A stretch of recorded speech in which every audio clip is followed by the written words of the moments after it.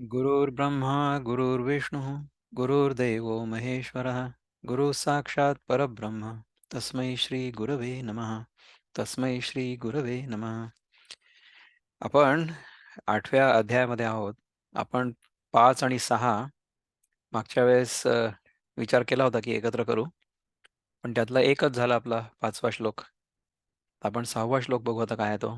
6वा श्लोक काय आहे बघा, की यम यम वापी स्मरण भावन त्यजत्यन्ते कलेवरम तम तमैवेति कौंतेय सदा तद्भाव भावितः. याचा अर्थ हा आहे की whatever state of being one remembers when he quits this body, O son of Kunti, that state he will attain without fail.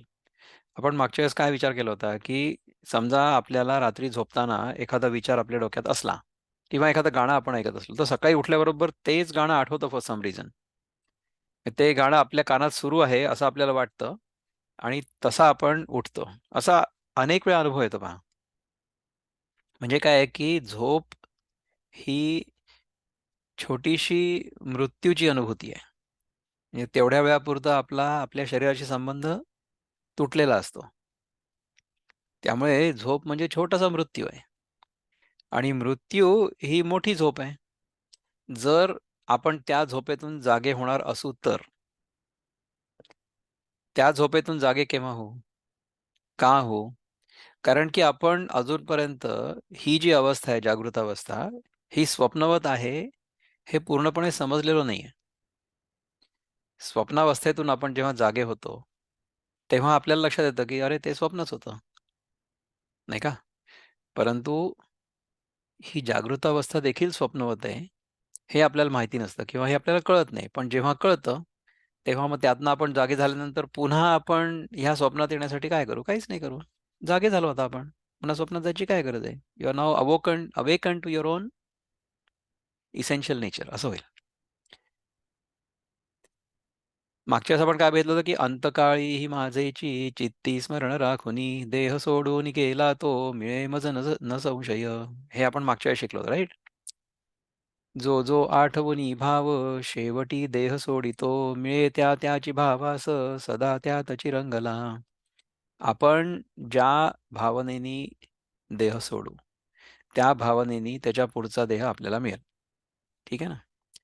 आता एक गमतीशीर गोष्ट स्वामीजी आमचे सांगतात कधी-कधी, की एक छोटासा मुलगा होता.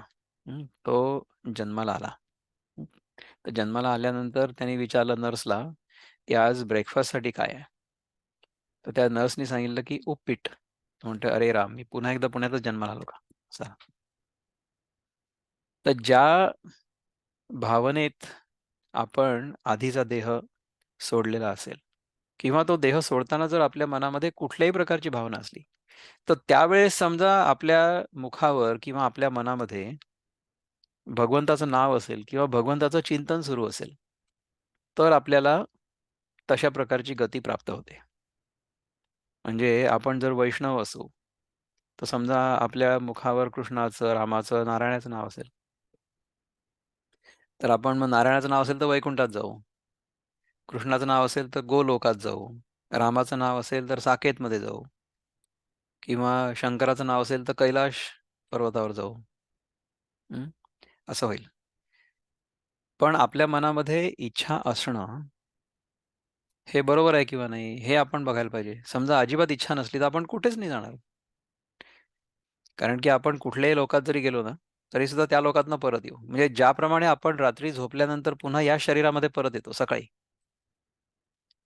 त्याचप्रमाणे आपण ज्या भावनेनी, ज्या भावात देह सोडू, त्या भावनेनी आणि त्या भावात दुसऱ्या शरीरात प्रवेश करू किंवा ती भावना किंवा तो भाव जिथे प्रगट होऊ शकेल सहजपणे, अशा प्रकारच्या शरीरामध्ये आपला जन्म पुन्हा होईल.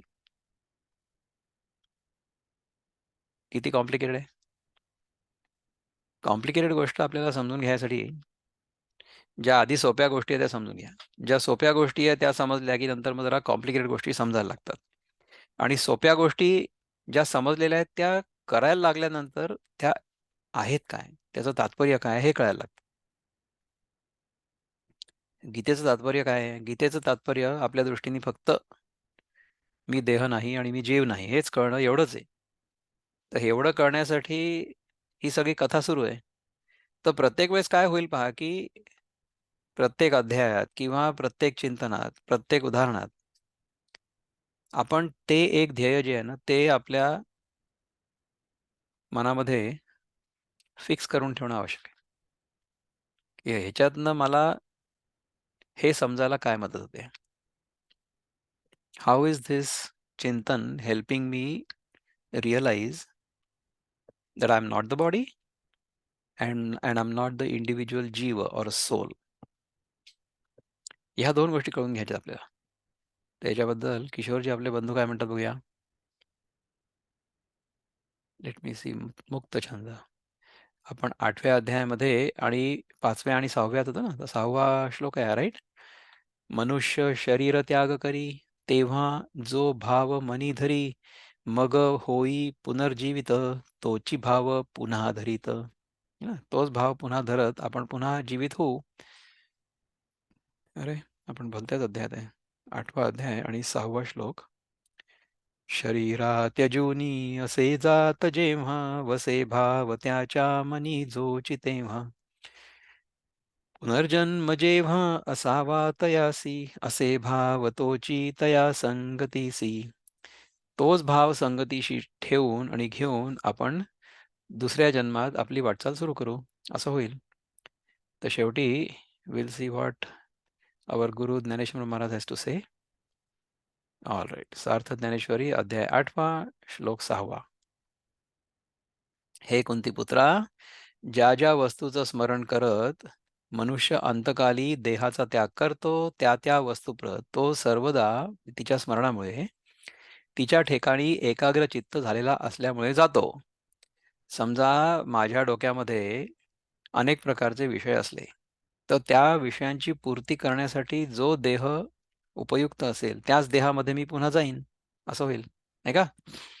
तर अंतकाळी आपल्या मनामध्ये कुठल्याही प्रकारची इच्छा नसणं, म्हणजे मोक्षाची देखील इच्छा नसणं, हे महत्वाचं आहे. मोक्षाची इच्छा कोणाला असेल?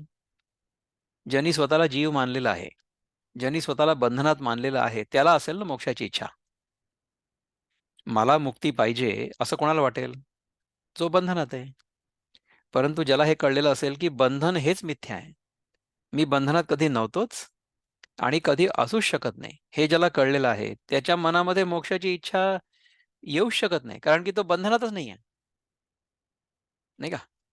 म्हणजे बघा, की खायची इच्छा कोणाला होते? ज्याला भूक लागलेली आहे. ठीक आहे. तहान कोणाला लागते? म्हणजे पाणी पिण्याची इच्छा कोणाला होते? ज्याला तहान लागलेली आहे. बरोबर आहे? त्याचप्रमाणे सुखाची इच्छा कोणाला होते? जो दुःखी आहे. ठीक आहे ना? श्रीमंत होण्याची इच्छा कोणाला होते? जो गरीब आहे. बरोबर आहे? त्याचप्रमाणे मुक्तीची इच्छा किंवा मोक्षाची इच्छा कोणाला होईल? जो बंधनात आहे. तर जो बंधनात नाहीये, असं ज्याला कळलेलं आहे, तो मोक्षाची किंवा मुक्तीची इच्छा मनामध्ये का बरं धरेल? मोक्षाची इच्छा मनामध्ये नसणं किंवा मनामधून गळून पडणं हाच खरा मोक्ष आहे. खरा मोक्ष हा आहे, की मी बंधनात नव्हतो हे मला कळलं. दॅट इज मोक्ष. मी बंधनात आहे किंवा होतो, अशा प्रकारची कल्पना जोपर्यंत माझ्या मनामध्ये आहे, तोपर्यंत मोक्षाची इच्छा राहील. ज्या क्षणी हे कळेल, की मी बंधनात नाहीये, त्या क्षणी मोक्षाची इच्छा चालली जाईल. मी बंधनात नाहीये हे कळणं, हाच गीतेचा उद्देश आहे. हे कळायला पाहिजे. "तेवी जितेनी अवसरे, जे आवडोनी जीवी उरे, तेची मरणाचिये मेरे, फार हो लागे." याप्रमाणे जिवंत असताना जी गोष्ट आवडीने अंतःकरणात राहते, तीच मरणाच्या वेळी वारंवार मनात येते. विनोबा त्यांच्या प्रवचनांमध्ये ना एक त्यांच्या आजीची गोष्ट सांगतात. ते म्हणतात, की माझी आजी जी होती ना, तिला म्हातारपणी गोष्टी आठवायच्या नाही. तिची स्मृती जरा क्षीण झाली होती. हर मेमरी हॅड बिकम वीक. तर ह्या आजींना म्हणजे आज सकाळी आपण काय जेवलो हे पण आठवायचं नाही. परंतु त्या आजीकडे एक दागिन्यांची डब्बी किंवा डब्बा होता छोटासा. त्या दागिन्यांची गोष्ट त्याला जे कोणी भेटतील त्यांना सगळ्यांना सांगायची. तर तो दागिन्यांच्या पेटीचा जो संस्कार होता ना, तो संस्कार एकदम दृढ झाला होता. त्यामुळे बाकी सगळं विसरलं तरी सुद्धा तो दागिन्यांची पेटी नाही विसरणार, असं होतं. तर विनोबा म्हणतात, की ईश्वर करो आणि अंतकाळी आजीला त्या दागिन्यांची पेटी न आठवो म्हणजे झालं. परंतु ज्या गोष्टीचं आपण चिंतन करू, त्याच गोष्टीचा आपल्याला संग लागेल ना. विषयांचे करी ध्यान, त्यास तो संग लागला. संगातून फुटे काम, क्रोध कामात ठेविला. हा श्लोक आपण बघितला ना दुसऱ्या अध्यायात. क्रोधातून जडे मोह, मोहाने स्मृती लोपली. स्मृती लोपे बुद्धिनाश, म्हणजे आत्मनाशची. म्हणजे विषयांचे करी ध्यानापासून ते आत्मनाशापर्यंत कशा 8 पायऱ्या आहेत त्याच्याबद्दल आपण शिकलेलो आहे. त्यामुळे विषयांचं चिंतन न करणं आणि जाणीवपूर्वक न करणं. जाणीवपूर्वक न करणं म्हणजे काय, की विषय हे विषवत आहेत आणि ते मिथ्या आहेत. ते क्षणिक आहेत. त्यांच्यामुळे आपल्याला कायमस्वरूपी सुख नाही मिळू शकत. हे पूर्णपणे कळल्यानंतर त्या विषयांपासून वैराग्य आपोआप येईल. विषय विषवत आहेत, विषय अनित्य आहेत, विषय हे भासमान आहेत, विषय हे असत आहेत. हे जेव्हा आपल्याला कळतं. असत म्हणण्यापेक्षा ते मिथ्या आहेत. असत नाही आहेत. ते नसले तरी सुद्धा आहेत असं भासतंय. ह्याला म्हणतात मिथ्या. तर म्हणजे जोपर्यंत आपण या जागृत अवस्थेमध्ये आहोत, तोपर्यंत ते विषय आपल्याला खरे वाटतात आणि त्यांच्यामुळे आपल्याला सुख मिळतंय असं वाटत राहणारच आहे. त्याला आपण काही नाही करू शकत. परंतु त्यांचं जर खरं स्वरूप आपल्याला कळलं, तर त्यांच्यापासून आपल्याला वैराग्य येईलच. तर ते वैराग्य विवेकातून उत्पन्न झालं पाहिजे. डिप्रेशनपासून नको व्हायला. समजा एखादी गोष्ट जर मला मिळतच नसेल, तर मला तिच्यापासून विरक्ती आली असं म्हणण्यात काय अर्थ आहे? मला ती वस्तू मिळवणं किंवा माझ्याकडे ती वस्तू असणं शक्य जरी असलं तरी सुद्धा मी तिचा त्याग केला किंवा मला त्याच्याबद्दल विरक्ती आहे म्हणून मला त्याच्यामध्ये रसच नाहीये. हे जास्त महत्वाचं आहे. तर अशा प्रकारे जर आपण राहायला लागलो, जाणीवपूर्वक, तर विवेक आणि वैराग्य दोन्ही होतील. मग काय होईल, की शम, दम, उपरती, तितिक्षा, श्रद्धा, समाधान ह्या 6ही संपत्ती आपण सहज जमा करू. षटसंपत्ती. आणि मग मुमुक्षुत्व जे असेल ना, ते आपोआप निर्माण होईल. किंवा ह्याच्या पलीकडे जर आपण गेलो खरंच, म्हणजे जर आपल्याला कळलं, की मोक्ष हा देखील मिथ्या आहे. का? कारण की ते बंधन मिथ्या आहे म्हणून. तर ह्या सगळ्या गोष्टींची आपल्याला काही गरजच नाही उरणार. कारण की ह्या सगळ्या गोष्टी आपल्या चित्तामध्ये दृढपणे स्थित झालेल्या असतील. असं होईल. So we have completely understood the nature of this world. We have completely understood the nature of things in this world and have understood that things in this world cannot make me permanently happy. हे मला कळलंय म्हणून मी ह्याचा त्याग केलाय. मग काय तुम्ही भूक लागल्यानंतर सुद्धा जेवू नका असं म्हणणार आपण? नाही, नाही असं नाही होणार. तुमच्या शरीर रक्षणासाठी तुम्हाला जे काही करणं आवश्यक आहे तुम्ही कराल. You have to pay your bills. So you have to earn some money to pay your bills. परंतु you will only do things to the extent they are essential. म्हणजे आपण आपलं जीवन जे आहे ते ज्या आपल्या मूलभूत आवश्यकता आहेत, गरजा आहेत, तेवढ्यापुरतंच चालू. आपलं जीवन जे असेल ते साधी राहणी आणि उच्च विचारसरणी या सिद्धांतांवर आधारित राहील. असं होईल. आणि मरणी जया जे आठवे, तो तेची गती ते पावे, म्हणून सदा स्मरावे, मातेची तुवा. आणि मरण समयी ज्यास जी वस्तू आठवते, त्याच गतीला तो जातो असं आहे, म्हणून तू नेहमी माझं स्मरण कर. जर आपण प्रत्येक क्षणी भगवंताचं स्मरण करत राहू, तर मग भगवंताच्या दिशेने आपली गती होईल, नाहीतर नाही होणार, नाही का? आणि जरी आपल्याला कळलेलं असलं, की आपण मुक्त आहोत, आपण कधी बंधनात नव्हतो, तरी देखील जागृत अवस्थेमध्ये आपण भगवंताच्या चिंतनात, भगवंताच्या भक्तीत, भगवंताच्या नामस्मरणात राहू. आणि भगवंत म्हणजे तुमचा इष्टदेवता तुम्ही ठरवा ना. म्हणजे आता आपल्या इथे काही लोक आहेत, की ज्यांना रामावर श्रद्धा आहे, तर तुम्ही रामाचं नाव घेऊ शकता. काही लोकांची कृष्णावर श्रद्धा आहे, तुम्ही कृष्णाचं नाव घेऊ शकता. काही आपल्या भक्त लोकांची गजानन महाराजांवर भक्ती आहे किंवा श्रद्धा आहे, तर गजानन महाराजांचं नाव घ्या किंवा त्यांनी तुम्हाला जो मंत्र दिलेला आहे, गण गण गणात बोलते, तो तुम्ही म्हणू शकता. ह्या नामस्मरणाचा उद्देश देखील हाच आहे, की जागृतावस्थेमध्ये प्रत्येक क्षण आपला ह्या चिंतनात गेला पाहिजे.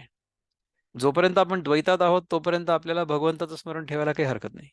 आपल्याला जर आत्मनी एव आत्मना तुष्टा अशा स्थितीमध्ये राहता आलं, तर मग असं लक्षात येईल, की भगवंतामध्ये आणि आपल्यामध्ये काही अंतरच नाही ना.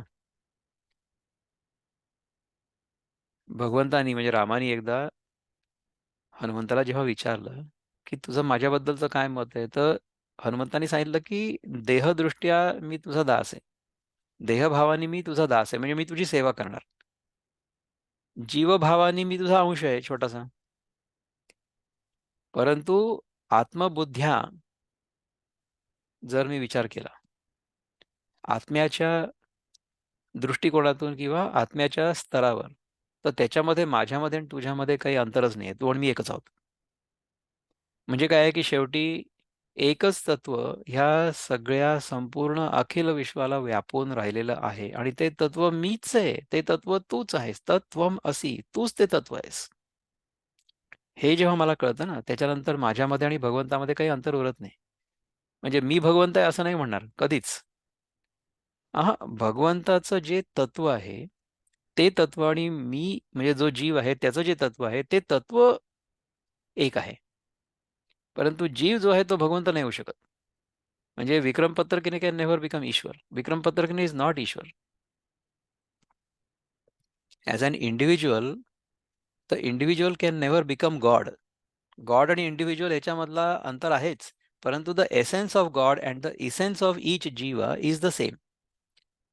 How it is same? कारण की त्याच एसेन्सवर जेव्हा समष्टीची म्हणा किंवा मायेची आपण उपाधी चढवतो, तेव्हा जे दिसतं त्याला ईश्वर म्हणतात. Ishwar is an appearance as much as jiva is an appearance. कारण की त्याच तत्वावर जेव्हा पंचकोशांची उपाधी आपण चढवतो, तेव्हा जे दिसतं त्याला जीव म्हणतात. तर if I am identified with my panchakosha, then I feel like I am a jiva. As that I am a part of the whole. म्हणजे if I consider myself to be this body and mind, then this body and mind is a small part of the whole body and mind.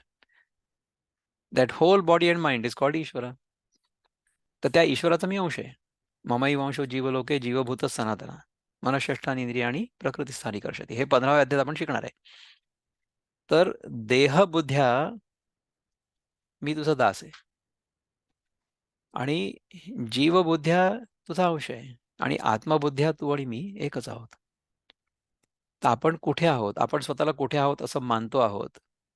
आपण कुठे आहोत हे आपल्याला कळलेलं आहे. त्यानुसार आपली मनस्थिती असेल तेव्हा-तेव्हा. तर जर आपली मनस्थिती अशी असेल, की मी देह आहे, तर मग भगवंत सांगतो, की तू सेवा कर, कर्म कर. परंतु स्वतःसाठी नको करू, सेवाभावाने कर.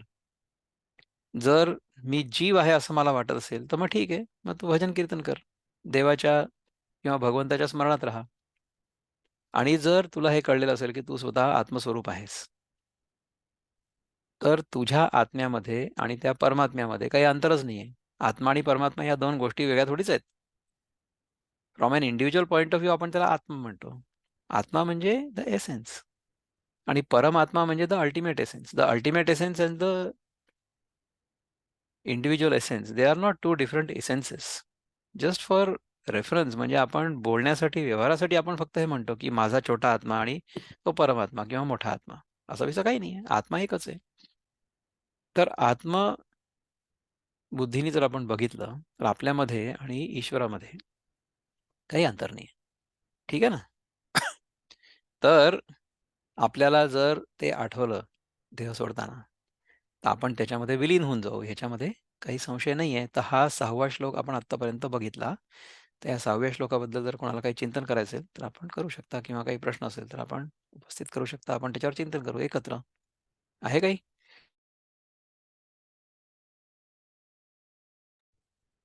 काय वाटतं? आपण मरण्याच्या वेळी आपल्याला काय आठवेल? ज्या ज्या गोष्टींचं चिंतन आपण जिवंतपणी जागृतावस्थेमध्ये केलं असेल, तीच गोष्ट आपल्याला आठवेल मरताना, नाही? तर जगातल्या कुठल्याही गोष्टीचं चिंतन जर माझ्या मनात सुरू असेल, तर ते चिंतन काढून आणि भगवंताचं चिंतन जर आपण करत राहू, तर ते चांगलं होईल. That will be good. आणि जर मन पूर्ण रिकामं झालं, त्याच्यामध्ये कुठलंच चिंतन होत नाही, कुठलाच there is no thought at all. योग हा चित्तवृत्ती निरोधा. त्या चित्तामध्ये एकही वृत्ती जर उठलीच नाही, इफ देअर इज नो वृत्ती, मग काय होईल? Nothing will happen. You will not be reborn because you have no desire to be reborn. Because you don't want to get caught up in this limitedness. आपल्याला ह्या संकुचिततेमध्ये पुन्हा एकदा येण्याची अजिबात इच्छा नाही आहे. कारण की हे एक स्वप्न होतं मला पडलेलं. तर ते दुःखद असो किंवा सुखद असो, त्याच्यातनं जावंच लागतं ना तुम्हाला. तर ते जर जाण्या-येण्याचं चक्र आपल्याला थांबवायचं असेल, तर त्याच्यासाठी हा गीतेचा अभ्यास करणं आणि हे समजून घेणं आणि त्याप्रमाणे आपलं जीवन चालवणं किंवा त्याप्रमाणे सहजपणे आपलं जीवन चालणं, हा या गीतेच्या अभ्यासाचा उद्देश आहे. नेक्स्ट श्लोक. All right. येस. ऐकू नाही येत आहे. You have got muted by mistake. So why don't you unmute yourself once again? मला माहिती आहे हे सगळं पर्टेनिंग टू सेल्फ आहे. पण जे काही माणसं अशीच जातात झोपेत किंवा म्हातारी माणसं जे अगदी आयुष्याला कंटाळून जातात, त्यांची तर काहीच इच्छा नसेल. तर मग जस्ट एक क्युरिओसिटी म्हणून विचारते, मग त्यांचं काय होत असेल? त्यांच्या मनामध्ये काय इच्छा आहे किंवा काय नाही आहे हे आपल्याला नाही कळणार. त्यांना कळेल. आणि हे आपल्याला जरी नाही कळलं ना, तरी सुद्धा at the back of our mind जे कॉम्प्युटर सुरू आहे, हं, त्याच्यामध्ये तर ते रेकॉर्ड झालेलं ना. तर ती हार्ड डिस्क जी आहे ना आपली, ती पूर्ण इरेज झाली पाहिजे. It has to be completely reset to factory conditions. आणि ती आपण रोज करायला पाहिजे. रोज मी तर म्हणतो की दर क्षणी करायला पाहिजे. So if you remain in the present moment, you be involved in whatever you are doing, but while you are doing it, त्याच्यामध्ये कर्ताभाव नको. कारण की जर कर्ताभाव असला ना, चांगली गोष्ट करण्याचा देखील कर्ताभाव असू शकतो, राईट? अहंकार असू शकतो, की हे मी करतो. माझ्यामुळे लोकांचं कल्याण होतंय. माझ्यामुळे सगळ्यांचं कल्याण होतंय. समाजाचं कल्याण होतंय. समाज कल्याण किंवा समाज सेवा is not spiritual practice. It can become spiritual practice if you are doing it without any kartabhav. त्याच्यामध्ये जर स्वार्थ बुद्धी किंवा स्वार्थभाव नसेल, स्वार्थी इच्छा नसेल, तर मग जे काही कर्म आपण करू तेच कर्म सेवा होईल. आणि त्या कर्माचा कुठल्याही प्रकारचा स्वार्थी किंवा संकुचित स्वार्थी लाभ आपल्याला मिळावा अशी इच्छा नसेल, तर मग तेच कर्म आपल्या चित्तशुद्धीचं आणि मुक्तीचं साधन होईल. कर्माचा उद्देश हाच आहे, की त्यांनी आपलं चित्त शुद्ध व्हावं. कर्म करत असताना जर आपल्याला कळलं, की अरे, असं कर्म जर मीच काय कोणीही जरी केलं, तरीसुद्धा जे कर्मफळ मला मिळतंय तेच कर्मफळ कोणालाही मिळू शकतं. त्यामुळे मी हे अमुक कर्म करतोय आणि मला हे कर्मफळ मिळतंय ह्याच्यामध्ये वृथा अभिमान आपल्याला ठेवण्याची काय आवश्यकता? म्हणजे समजा 5व्या मजल्यावरनं मी उडी मारली, तर देहांत होईल. 5व्या मजल्यावरनं आणखीन कोणी उडी मारली, तरी देहांतच होईल, नाही? तर मग मी उडी मारली किंवा मी उडी मारतो म्हणजे मग माझा देहांत होईल. अशा प्रकारच्या भ्रांतीमध्ये राहण्यात काही अर्थच नाही. सी, मी ह्याचं आणखीन एक उदाहरण दिलं होतं कोणाला तरी. लॅबोरेटरीमध्ये आपण एक्सपेरिमेंट करतो ना. समजा एक टायट्रेशन करत असू. आपण एखादी एक अल्कली ठेवली आणि वरनं आपण ॲसिड त्याच्यामध्ये टाकतोय आणि मग त्याच्यात मिथिलीन ब्लू वगैरे काहीतरी एक डाय असतो. मग तो रेड होतो once you add the acid असं होतं ना. तर मग ते शेक करत राहावं लागतं आपल्याला. तर हा एक्सपेरिमेंट समजा मी केला तरी सुद्धा तेच उत्तर येईल. आणखीन कोणी केलं तरी सुद्धा तेच उत्तर येईल, नाही? तर मग हे मी उत्तर शोधून काढलं. हा अभिमान आपल्याला कशाला असायला पाहिजे? तर इन द सेम मॅनर आपण जेव्हा जे काही कर्म करू ना, ते कर्म प्रकृतीच्या गुणांमुळे होत आहे आणि डिपेंडिंग अपॉन द कर्म, कर्मफळ तयार होते. त्याच्यामध्ये आपण कर्ताभाव नाही ठेवला, तर मग जे आपण काही कर्म करू, ते कर्म आपल्या चित्ताच्या शुद्धीसाठी आपल्याला उपयोगाला येईल, असं होईल. आपण किती वेळा ह्याच्याबद्दल चिंतन केलंय, की सत्व कार्यक्रमामध्ये जे लोक येतात, ज्यांना लाभ होतो, त्याच्यासाठी आपण फक्त निमित्त मात्र आहोत. आमच्यामुळे ते नाही होत. हां, हां. हे तुम्ही स्वतः करता म्हणून होतं आणि हे प्रकृतीच्या गुणांच्या नियमानुसार होतं. तुम्ही जर प्रकृतीचे गुण म्हणजे प्रकृतीचे नियम नाही पाळले, तर तुम्हाला तो अनुभव नाही येणार ना. त्याच्यात मग आम्ही काय केलं? आम्ही काहीच नाही केलं. आम्ही फक्त we encouraged you. We encouraged you by living what we are telling you. म्हणजे जोपर्यंत जे सांगितलं जातंय त्याचा प्रत्यक्ष अनुभव आपल्याला नसेल आणि त्यानुसार आपलं आचरण नसेल, तर आपण जे सांगू त्याचा परिणाम समोरच्याच्या मनावर होणारच नाही, असं होईल.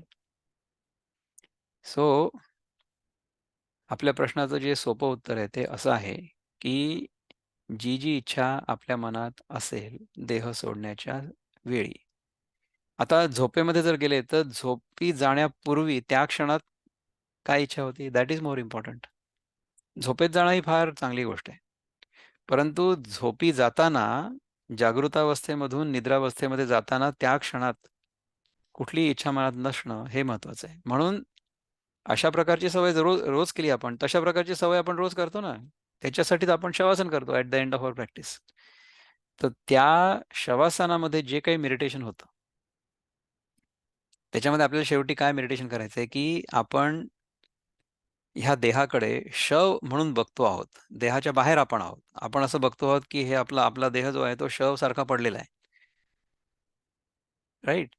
म्हणजे काय झालं, की हे शरीर म्हणजे मी नाहीये. I am observing it. I am the observer and the body is the ऑब्झर्व्ड.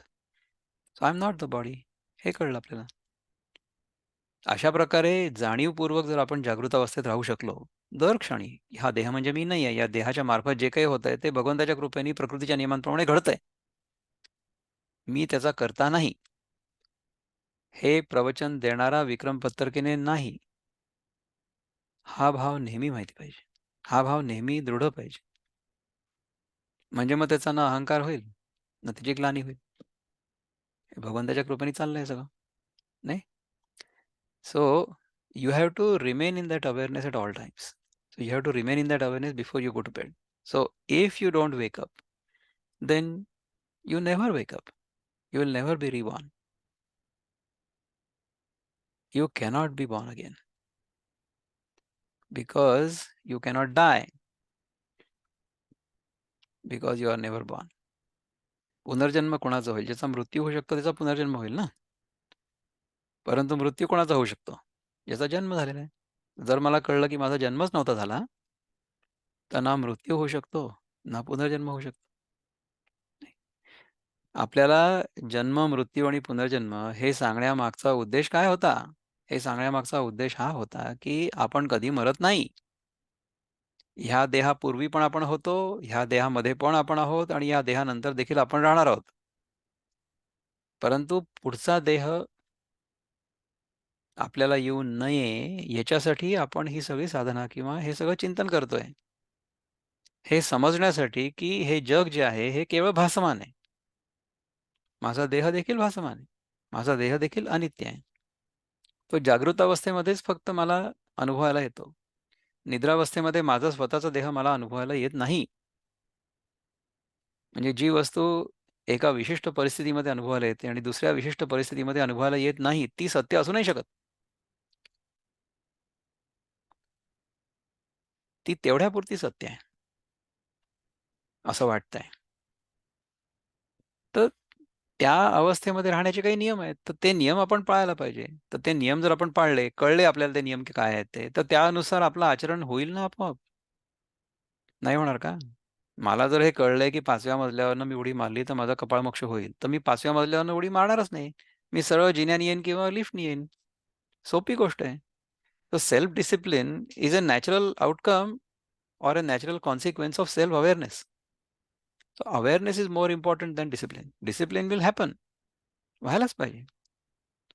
पण जोपर्यंत ते होत नाही तोपर्यंत at least if you understand theoretically you start living like that.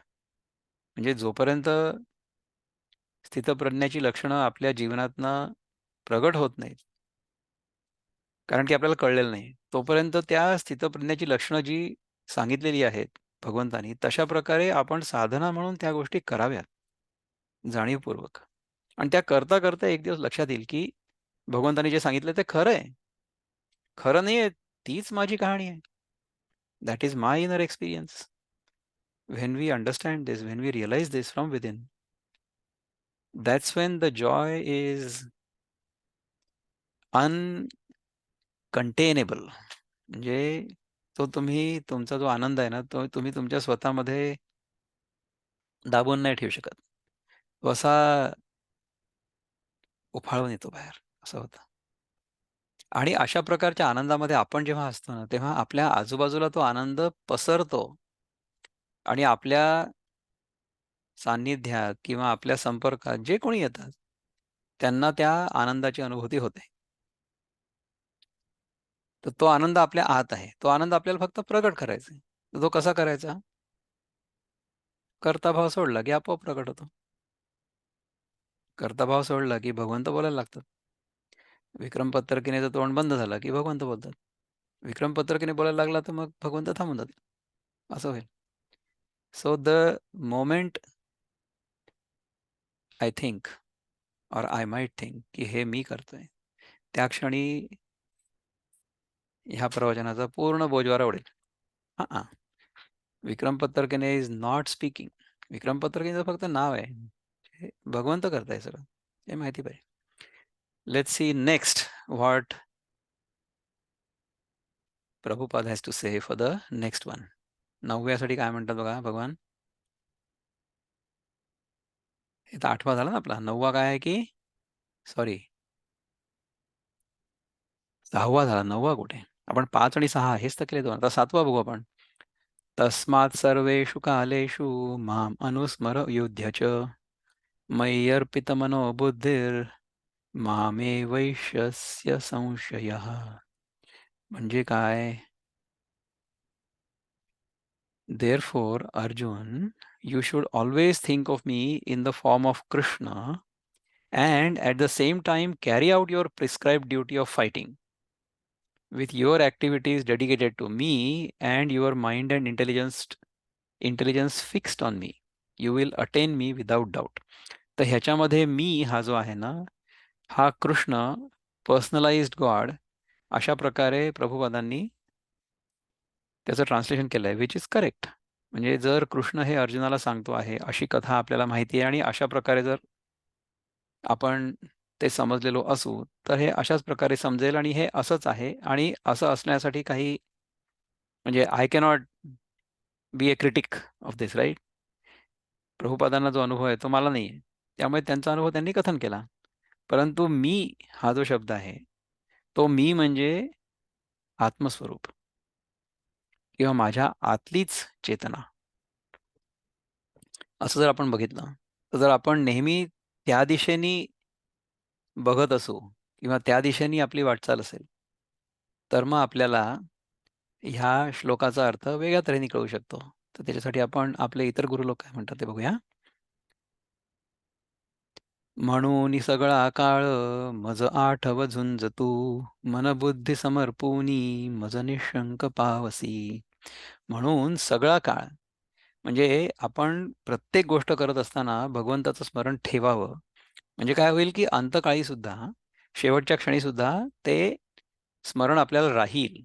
आणि असं ठेवून तू झुंज म्हणजे आता सध्या युद्धासाठी तू उभा आहे, कुरुक्षेत्रावर आहेस, तुला युद्ध करायचंय म्हणून तू युद्ध कर. परंतु हे जे युद्ध आहे ना, हे आपल्या मनामधलं युद्ध सारखं सुरू असतं. मनामधलं युद्ध कशाचं आहे माहिती आहे का? We have two natures. आपलं एक मटेरियल नेचर आहे. म्हणजे आपलं मन जे आहे ना, ते विषयांकडे धावत असतं सारखं. परंतु आपली बुद्धी जी आहे, तिला हे कळत असतं, की हे काही खरं नाहीये. किंवा जेव्हा आपल्याला अशा प्रसंगांना तोंड द्यायला लागतं, तेव्हा आपण विचार करायला लागतो आपल्या बुद्धीने, की हे का होतंय सगळं? कोणाला होतंय? कशामुळे होतंय? जेव्हा आपण जे मूलभूत प्रश्न आहेत आपल्या जीवनाचे, ते स्वतःला विचारायला लागतो. तेव्हा अशा प्रकारचं चिंतन होतं. आणि तेव्हा आपल्याला ईश्वराच्या कृपेमुळे गीता हातात येते किंवा हा सत्संग सापडतो. आणि मग त्या सत्संगामुळे आपल्याला आपण कोण आहोत हे कळायला लागतं असं नाही म्हणणार मी, परंतु ते कळायला लागावं अशी इच्छा तरी उत्पन्न होते. कळावं अशी इच्छा उत्पन्न होते. तर मुक्तछंदामध्ये काय म्हणतात किशोरजी, ते म्हणतात की तेव्हा तू मजसी अर्पावी, मन आणि बुद्धी सर्वस्वी, मज स्मरणी युद्ध करावे, निसंशय माझाची भावे. तेव्हा तू मला अर्पण हो, मन आणि बुद्धी सर्व मला अर्पण कर, मन आणि बुद्धी सर्वस्वी अर्पण कर, आणि मला स्मरून माझं स्मरण करत करत युद्ध कर. ठीक आहे. मला अर्पी पार्था मना बुद्धीसीही, असावे मनी मी तुझ्याची सदाही. उठावे लढाया रणामाजी आता, मला प्राप्त व्हावे न शंका धरिता. तू जर माझं स्मरण करत करत हे युद्ध केलं तर निसंशय तू मला येऊन मिळशील अंतकाळी. म्हणजे आत्ता समजा तुझा अंत झाला तरी सुद्धा माझं स्मरण आहे ना तुला, त्यामुळे तू मला येऊन मिळशील. आत्ता जरी अंत झाला तरी मिळशील, आणि जेव्हा केव्हा होईल तेव्हाही मिळेल, जर स्मरण नेहमी असलं दर क्षणी तर. असं आहे. तर ज्ञानेश्वर महाराज काय म्हणतात बघा याच्याबद्दल. ते म्हणतात, याप्रमाणे जिवंत असताना जी गोष्ट आवडीने अंतःकरणात राहते तीच मरणाच्या वेळी वारंवार येते, आणि मरणासमयी ज्यास जी वस्तू आठवते त्याच गतीला तो जातो. असं आहे म्हणून तू नेहमी माझं स्मरण कर. म्हणून सर्व प्रसंगी माझं स्मरण कायम ठेव आणि युद्ध कर. मन व बुद्धी माझ्या ठिकाणी अर्पण करून राहिलास म्हणजे तू निसंशय मज प्रतच येशील, माझ्या प्रतीच येशील, म्हणजे माझ्याकडेच येशील. ठीक आहे ना. डोळा जे देखावे, का कानी हन ऐकावे, मनी जे भावावे, बोलावे वाचे. डोळ्यांनी जे पाहावं किंवा कानाने जे ऐकावं अथवा मनाने ज्याची कल्पना करावी किंवा वाणीने जे बोलावं ते काय आहे.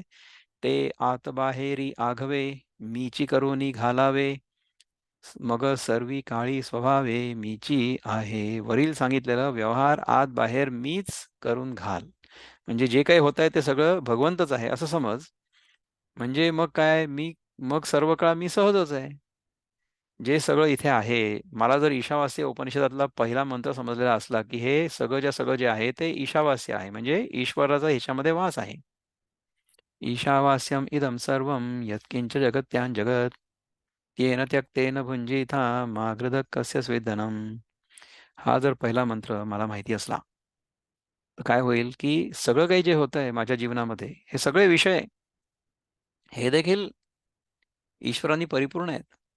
जे खाल्लं जात आहे ते ईश्वर आहे, ईश्वराचंच रूप आहे. जो खाणारा आहे तो देखील ईश्वराचंच रूप आहे. जी खाण्याची प्रक्रिया आहे ती पण ईश्वराचीच करणी आहे. हे जर मला कळलं तर मग काय होईल की सगळीकडे ईश्वरच राहील ना, मी राहणारच नाही. राईट. अर्जुना ऐसे जाहलिया, मग न मरिजे देह गेलिया, मा संग्रामो केलिया, भय काय तुझं. अरे असं झालं म्हणजे काय की मी सर्व काही मत स्वरूप आहे, म्हणजे मीच सगळीकडे प्रगट होतोय असं तुला कळलं. असं झालं म्हणजे मग काय, देह नाहीसा झाला तरी तू मरत नाही. मग लढाई केली तरी तुला काय भय आहे. देह नाहीसा झाला तरी तो मरत नाही. आपण मागच्या वेळेस बघितलं होतं ना की समजा एखादा, म्हणजे गाडी आहे आपल्या समोर आणि त्या गाडीचे सगळे जर आपण पार्ट्स वेगळे वेगळे केले तर गाडीचं जो अपिअरन्स होता, म्हणजे गाडीचं जे दृश्यरूप होतं ते फक्त नाहीच झालं, परंतु त्याच्यातलं जे मटेरियल होतं, त्यातली प्रत्येक वस्तू जी होती तिचा कुठे नाश झाला. ते ते वस्तू तर तशीच आहे. म्हणजे लोखंड लोखंडाच्या जागी गेलं, प्लास्टिक प्लास्टिकच्या जागी गेलं, काच काचेच्या जागी गेली, रबर रबरच्या जागी गेलं, अशा गोष्टी झाल्या. नष्ट काय झालं? नष्ट फक्त ते रूप झालं. नाम रूप व्यवहार हेच फक्त नष्ट झालं. हे जग आहे. जग म्हणजे काय की नाम रूप व्यवहार इज जग. तर ते बदलत असतं सारखं. तर आधी ते लोखंड होतं, मग ते सगळं एकत्र आलं, मग त्याची गाडी झाली. मग पुन्हा ते लोखंड जे होतं लोखंडाच्या जागी गेलं. काय नष्ट झालं? काहीच नष्ट नाही झालं. म्हणजे देह नाहीच झाला तरी तो मरत नाही. म्हणजे त्यातलं जे तत्व होतं, त्यातलं जे रॉ मटेरियल होतं, बिल्डिंग ब्लॉक्स होते, ते तर जसे आहे तसेच आहेत. आपल्या देहामधले सुद्धा आपण बिल्डिंग ब्लॉक जे आहेत ना, कुठले आहेत? पृथ्वी, जल, अग्नी, वायू आणि आकाश. ही पंचमहाभूत जी आहेत ती पंचमहाभूत त्यांच्या त्यांच्या जागी चालली जातात. देहांत होतं तेव्हा नष्ट काहीच नाही होत. नष्ट फक्त देह जो आपल्याला आधी दिसत होता तो नष्ट झाला, परंतु नष्ट काहीच नाही झालं. Only the appearance change or the appearance disappeared. So it was an appearance to start with. So why are we unnecessarily wailing about the disappearance of something that was only appearing? ज्याचा फक्त भास होत होता ते जर नाहीच झालं तर त्याच्याबद्दल शोक करण्याची काय गरज आहे? अशोच्यानन्वशोचस्त्व प्रज्ञावादांश भाससे. हा पहिला श्लोक होता ना, 11वा, दुसऱ्या अध्यायातला, आठवत? गतासून गतासूंश्च नानुशोचन्ति पंडिता. हा श्लोक होता, राईट? तर जी गोष्ट शोक करण्यासारखी नाहीये त्याच्याबद्दल शोक करू नको तू, नाही का? देहाचा तर अंत सारखा होतोच आहे, देहाचा अंत होणारच आहे. त्यामुळे देहाचा जर अंत झाला तर शोक करण्याची काय गरज आहे? देहाचा अंत झाला तर चांगला आहे, छान आहे, सुटलो मी, नाही? त्यामुळे देहाचा अंत झाल्यावर दुःखी कष्टी होण्याची, शोक करण्याची काहीच गरज नाही. देहाचा अंत झाला की जो देह उरलेला असेल त्याचा आपण अंत्यसंस्कार करावा इतर लोकांनी. आणि जी व्यक्ती गेली आहे त्या व्यक्तीबद्दल त्यांच्या ज्या काही आपल्याला चांगल्या आठवणी असतील किंवा त्यांच्याकडनं आपण जे काही शिकलो असू त्याचं आपण चिंतन करावं आणि त्यांना सद्गती प्राप्त हो अशी इच्छा करावी आणि आपलं कर्तव्य संपवावं. मग घरी येऊन पुन्हा आपलं जे दुसरं काम आहे ते सुरू करावं, नाही? मग लढाई जर तू केली आणि त्या लढाईमध्ये मृत्यू झाला, म्हणजे तुझा देहांत झाला, तर काय होईल? काहीच नाही. तुला काय भय आहे? तू मनबुद्धी साचेसी, जरी माझिया स्वरूपी अर्पिसी, तरी मातेची गा पावसी, हे माझी भाक. तू मनबुद्धी ही खरोखर माझ्या स्वरूपात अर्पण करशील तर मग माझ्याशी एकरूपच होशील, हे माझं प्रतिज्ञापूर्वक सांगणं आहे. हेच काहीसया वरी होय, ऐसा जरी संदेहो वर्ततू आहे, तरी अभ्यासूनी आदी पाहे, मग नव्हे तरी कोपे. अशा स्थिती कशाने होईल असा जर तुझा संशय मनात राहिला राहिला असेल तर अगोदर अभ्यास करून पहा. मग ती स्थिती झाली नाही तर रागव. बघ, अशी स्थिती मला कशाने मिळेल, माझी होईल किंवा नाही, अशा प्रकारे जर माझ्या मनात संशय असला ना तर मला नाही मिळणार, असं भगवान सांगतात. आपल्याला भगवंतानी जे सांगितलेलं आहे त्याच्यावर जर आपला विश्वास नसेल तर मग आपण पुढे जाऊच नाही शकत. श्रद्धा तर आपल्याला पाहिजेच आहे ना. Shraddha is one of the aspects of shat sampatti, right? ती श्रद्धा म्हणजे काय की भगवंतानी जे सांगितलेलं आहे ते सत्यच आहे, ही श्रद्धा. ते आत्ता मला कळत नाहीये, पण मला कळेल कधीतरी. मी जर त्याच्यावर अभ्यास केला, मनन केलं, चिंतन केलं, तर मला ते एक दिवस कळेल. ही श्रद्धा आहे. तर जेव्हा आपल्याला अशा प्रकारच्या श्रद्धेने राहण्याची सवय होते किंवा आपण या अशा प्रकारच्या श्रद्धेने राहायला लागतो, त्याच्यानंतर भगवंतानी सांगितलेली आहे तशी स्थिती होणं अपरिहार्य आहे. तशी स्थिती जर नाही झाली तर मग तू रागवू शकतो, असं भगवंत सांगतात. ठीक आहे ना? तर त्यानंतरच्या श्लोकामध्ये काय म्हणतात? आता ह्या 7व्या श्लोकाबद्दल आपल्याला काही आहे का कोणाला? Does anybody have any comments about that? 7व्या श्लोकाबद्दल सोपं आहे ना तसं हे समजायला? आत्तापर्यंत आपण जे शिकलो की ज्या ज्या आपल्या मनामधल्या इच्छा असतील त्या त्या इच्छांचं समजा आपल्या मनामध्ये सारखं चिंतन सुरू असेल तर तशा प्रकारचा जन्म आपल्याला पुन्हा मिळेल. पण जर मनामध्ये इच्छाच नसली, मला काय वाटतं माहिती आहे का?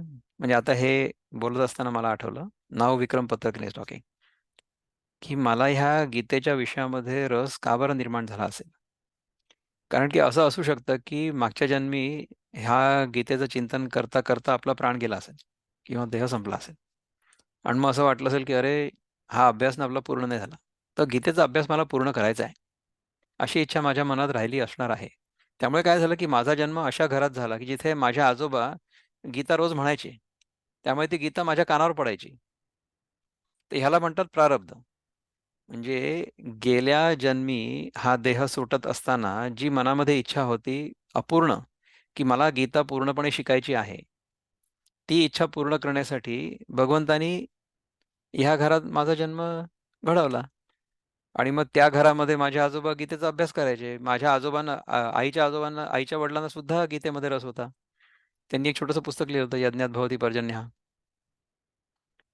तर ते समाजसेवेच्या माध्यमातून किंवा तेव्हा जी काही राजकीय परिस्थिती होती, त्याच्यामध्ये ते जे काही करत होते किंवा त्यांना जे करायला मिळालं, त्या दृष्टिकोनातून गीतेचा अर्थ कसा असायला पाहिजे, त्याच्यावर त्यांनी छोटंसं पुस्तक लिहिलं होतं. त्याच्याबद्दल आपण चिंतन केलेलं आहे. म्हणजे यज्ञात भवती पर्जन्य, त्या श्लोकाबद्दल जेव्हा आपण चिंतन करतो ना, की अन्नात भवन्ति भूतानि पर्जन्यादन्न संभवा, यज्ञात भवती पर्जन्यो यज्ञ कर्म समुद्भवा.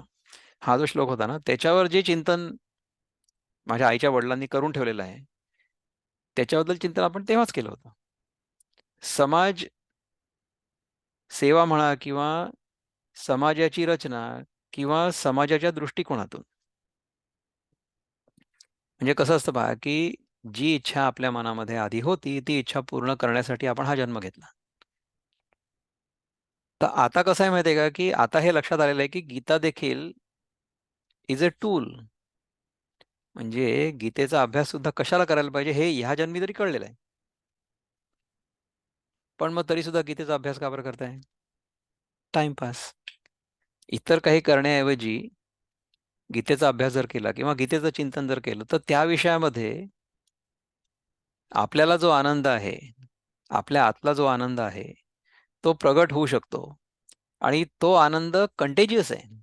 म्हणजे तो आनंद इतरांना सुद्धा मिळू शकतो आणि इतरांना सुद्धा तो आनंद आपल्याला मिळावा अशा प्रकारची ओढ लागू शकते.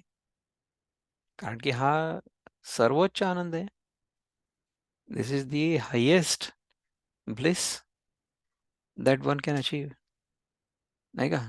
म्हणजे आनंद किंवा सुख हे किती प्रतींचं असतं.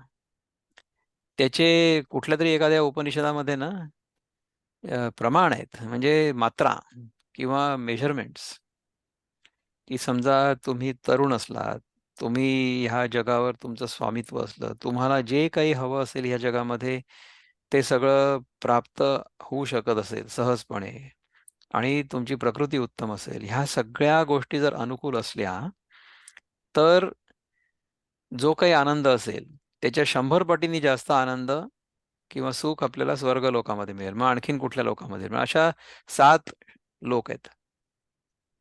मग त्याच्यामध्ये मग अशा लोकांमध्ये जर तुम्ही गेले, तर ह्याच्याशी जास्त सुख मिळेल, त्याच्याशी जास्त सुख मिळेल. असं-असं होत जाईल, असं सांगतात.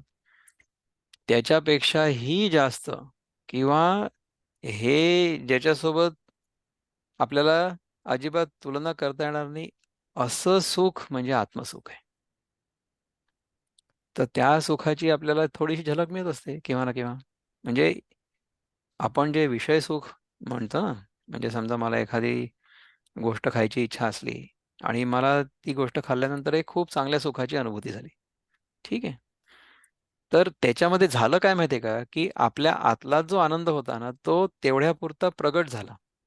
कारण की त्या वस्तूची इच्छा जी होती ती तात्पुरती गेली मनातनं. तर इच्छा पूर्तीमध्ये आनंद नसून इच्छा निवृत्तीमुळे तो आनंद अनुभवायला आला, तेवढ्यापुरता. परंतु इच्छा जेव्हा असतात मनामध्ये, तेव्हा तो आनंद प्रगट नाही होऊ शकत. कारण की मनामध्ये चलबिचल असते. त्या इच्छेमुळे काय होतं, की मन आपलं हलत असतं. त्यामुळे मग समजा जसं पाण्यामध्ये एखाद्या पाण्यामधलं पाणी पेल्यामधलं पाणी हलत असलं किंवा भांड्यामधलं पाणी हलत असलं, तर त्याच्यामध्ये समजा प्रतिबिंब पडलेलं असलं ना, चंद्राचं समजा किंवा दिव्याचं, तर ते हलेल ना. त्याचप्रमाणे आपलं जे खरं स्वरूप आहे ना, ते आपल्या इच्छासारख्या वर-खाली होत असतात. मन सारखं वर-खाली होत असतं ना, त्यामुळे ते लक्षातच येत नाही आपल्याला. We are not able to. पण जेव्हा ते इच्छापूर्तीमुळे जेव्हा ते शांत होतं मन, काही वेळापुरतं, काही क्षणापुरतं. इच्छापूर्तीमुळे नाही होत, ते इच्छा निवृत्तीमुळे होतं. तर तेवढ्यापुरतं जेव्हा मन आपलं शांत होतं, तेव्हा त्या शांत मनामध्ये आपल्याला आपल्या स्वरूपाची थोडीशी झलक मिळते. परंतु ती टिकत नाही. कारण की आपल्या मनामध्ये इच्छाच असतात. कारण की एक इच्छा संपली की दुसरी, दुसरी इच्छा संपली की तिसरी. त्यामुळे ह्याच्या मागे आपण जोपर्यंत लागलेलो राहू, तोपर्यंत आपल्याला हे काही कळणारच नाही. असं होईल. ह्याच्याबद्दल काही ह्याच्यात मला ऐकायचं? काय मला हां, एक बोलायचंय, की जर आपण समजलो, की आपला काय म्हणतात कृष्ण आपल्यामध्येच आहे.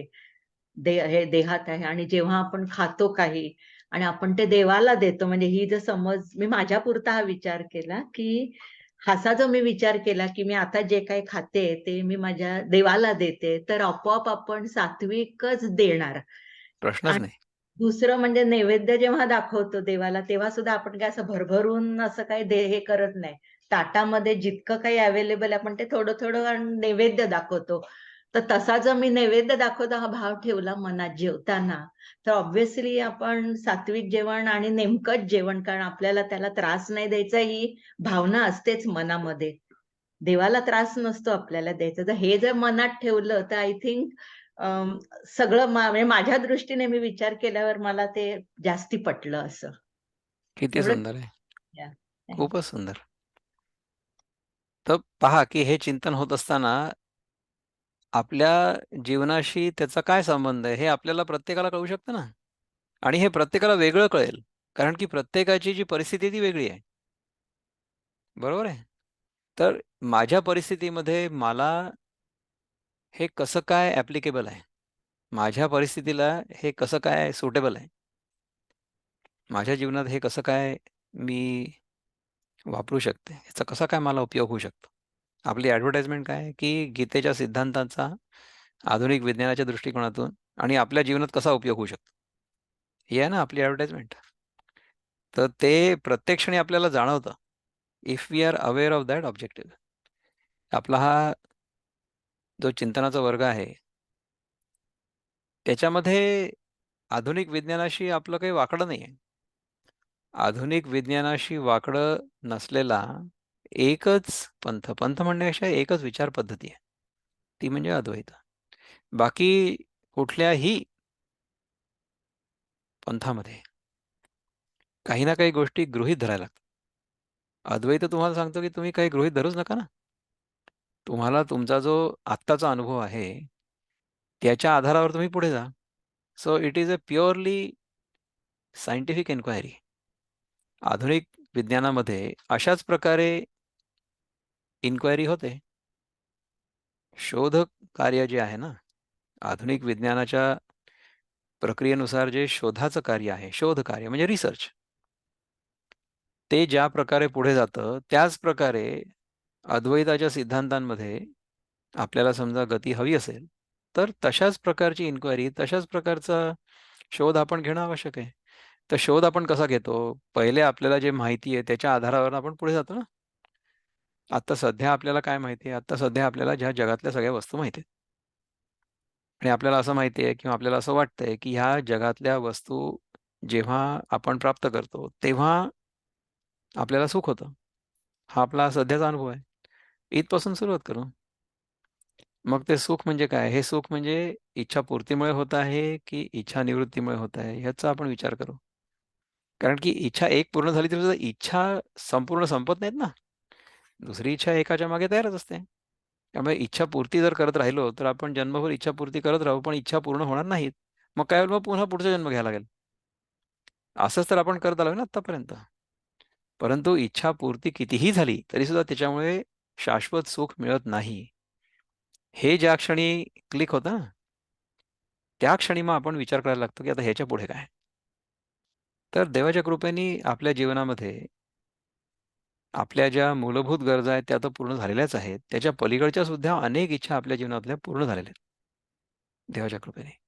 ठीक आहे ना? तर आपण त्याच्या पुढे जाणं ह्या जन्मामध्ये जर नाही करू शकलो, तर आपल्यासारखे दुर्भागी आपणच आहे, नाही का? So let's see what Gnaneshwar Maharaj has to say or Prabhupada has to say in the next verse. So let's go to the next one. हं. तर नेक्स्ट वन मध्ये काय म्हणतात? अभ्यासयोगयुक्तेन चेतसा नान्यगामिना परमं पुरुषं दिव्यं याति पार्थानुचिंतयन्. याचा अर्थ हा आहे की he who meditates on me as the supreme personality of Godhead, his mind constantly engaged in remembering me, undeviated from the path, he, O Partha, is sure to reach me. जो फक्त माझंच चिंतन करतो, माझ्या व्यतिरिक्त दुसरं कुठलंही चिंतन करत नाही, तो फक्त मलाच येऊन मिळतो. ह्याच्यामध्ये न समजण्यासारखं काय आहे, की whatever we are focused on that is what we will get. Why not?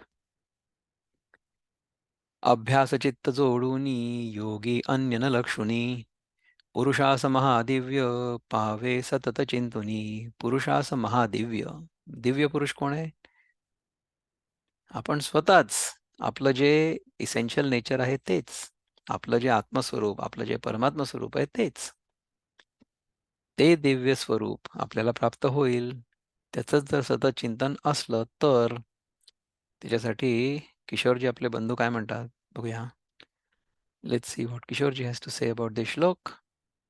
Let's go into the mukta chhanda first. Okay.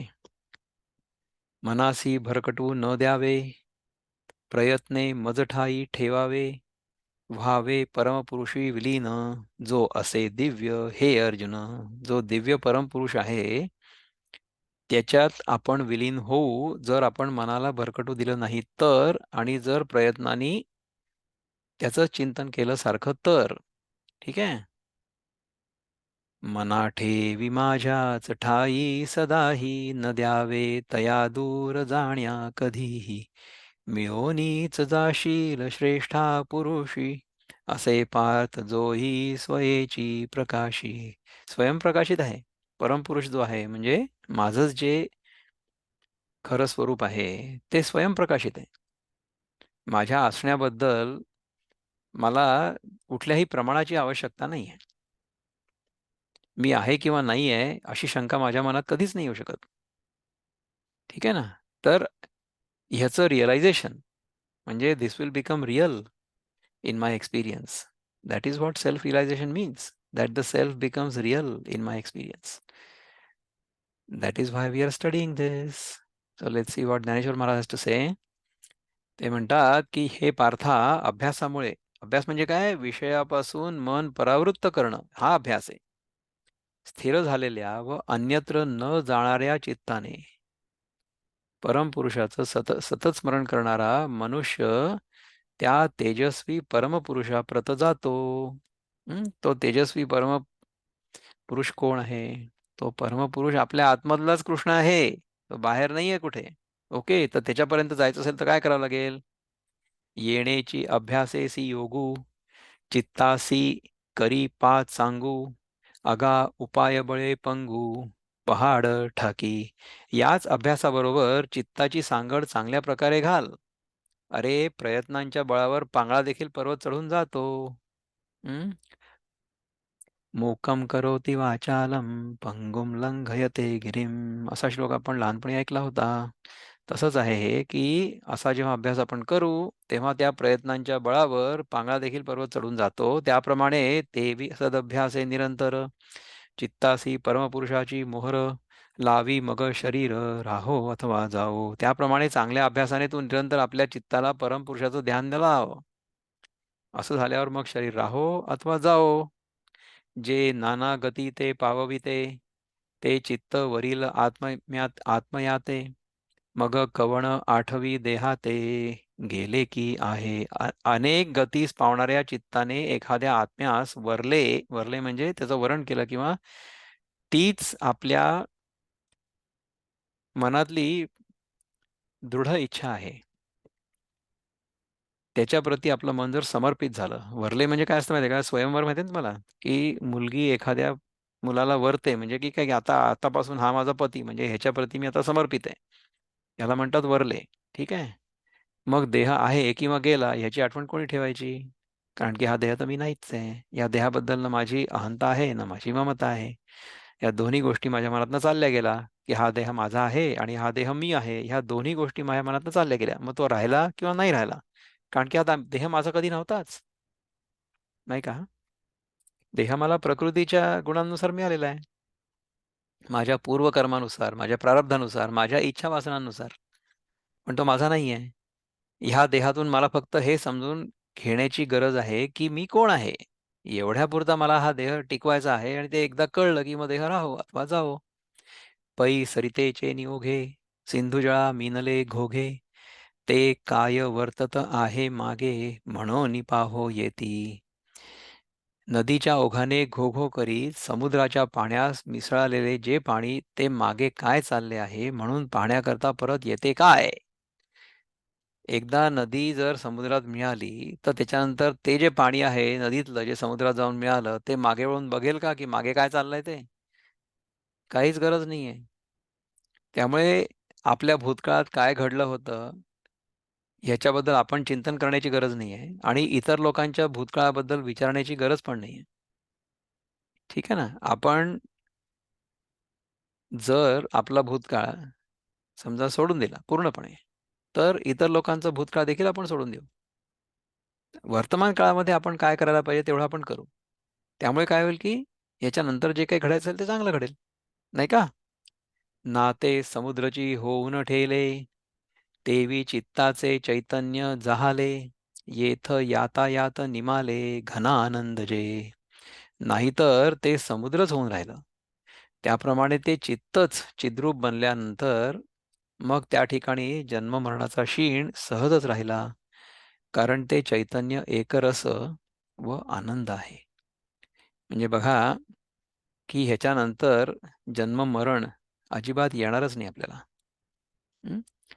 जन्म-मरण मिथ्या आहे हे आपल्याला कळेल आणि पुन्हा त्या जन्म-मरणाच्या चक्रामध्ये आपण अडकणारच नाही, असं होईल. कारण की आपलं जे खरं स्वरूप आहे, ते ना नदी आहे, ना समुद्र आहे, ते पाणी आहे. मी न जीव आहे, न जगत आहे, न ईश्वर आहे. जो खरा मी आहे, त्या खऱ्या मीवर ह्या 3 गोष्टी वेगळ्या-वेगळ्या आहेत असं भासतंय आणि हा जो भास आहे, हा भास माझ्या मनातनं पूर्णपणे निघून जावा, ह्या प्रार्थनेने आपण आजच्या इथल्या चिंतनाला तात्पुरता विराम देऊ. ओम पूर्णमद पूर्णमिदं पूर्णात पूर्णमुदच्यते पूर्णस्य पूर्णमादाय पूर्णमेवावशिष्यते. ओम शांती शांती शांती. हरि ओम. श्री गुरुभ्यो नमः. हरि ओम. नमस्कार.